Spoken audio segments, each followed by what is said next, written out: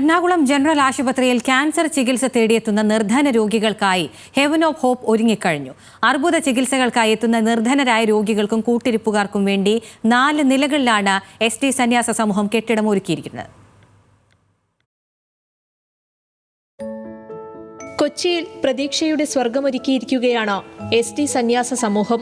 കന്യാസ്ത്രീകൾക്ക് താമസിക്കാനുള്ള മഠം മാത്രമായിരുന്ന കെട്ടിടം ഇന്ന് എറണാകുളം ജനറൽ ആശുപത്രിയിൽ അർബുദ ചികിത്സയ്ക്കെത്തുന്ന നിർധനരായ രോഗികൾക്കും കൂട്ടിരിപ്പുകാർക്കും ഒരാശ്വാസമാവുകയാണ്. കീമോയ്ക്കും റേഡിയേഷനുമായി ആശുപത്രിയിൽ വരുന്ന പാവപ്പെട്ട രോഗികളുടെ ദുരവസ്ഥ സന്യാസ സമൂഹം സൗത്ത് ഇന്ത്യൻ ബാങ്കിന്റെ ശ്രദ്ധയിൽപ്പെടുത്തി. CSR പദ്ധതിയിൽ വിഷയം ഉൾപ്പെടുത്തി ബാങ്ക് സന്യാസ സമൂഹത്തിനൊപ്പം നിന്നതോടെ ഇവരുടെ സ്വപ്നം പൂവണിഞ്ഞു. ഹെവൻ ഓഫ് ഹോപ്പ് എന്ന് പേരിട്ടിരിക്കുന്ന ആശ്രയ കേന്ദ്രം എറണാകുളം ജനറൽ ആശുപത്രിക്ക് എതിർവശത്തുള്ള 4 നില കെട്ടിടത്തിലാണ് പ്രവർത്തിക്കുക.